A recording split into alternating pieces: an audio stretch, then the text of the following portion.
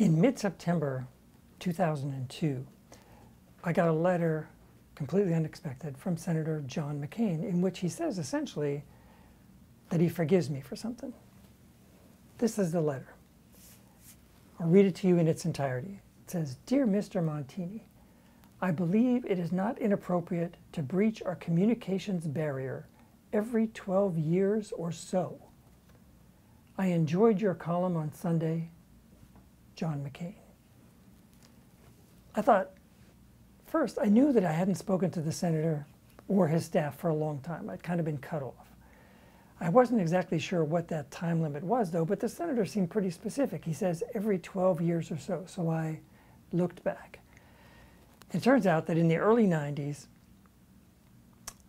a woman named Anita Hill appeared at the hearings for Clarence Thomas to be appointed to the U.S. Supreme Court. And she said that she had been sexually harassed by Clarence Thomas during their time at the EEOC.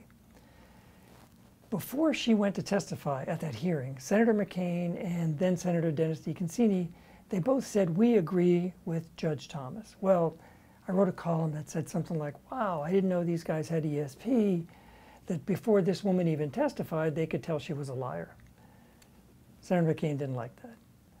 I came into work the next day, I picked up the phone, and it was a very angry Senator McCain on the telephone telling me more or less that he was going to get me fired and that I had assassinated his character.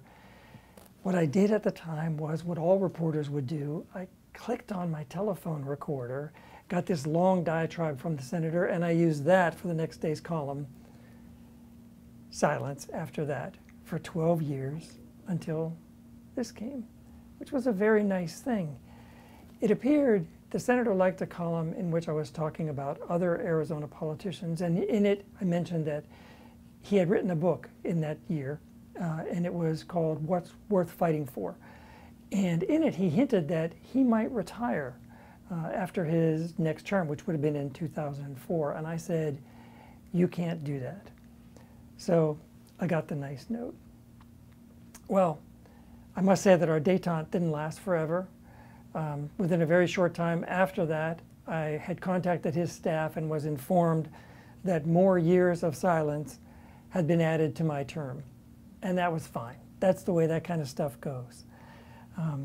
By the way, that column that McCain liked, the headline on it was this: "The last interesting politician in Arizona."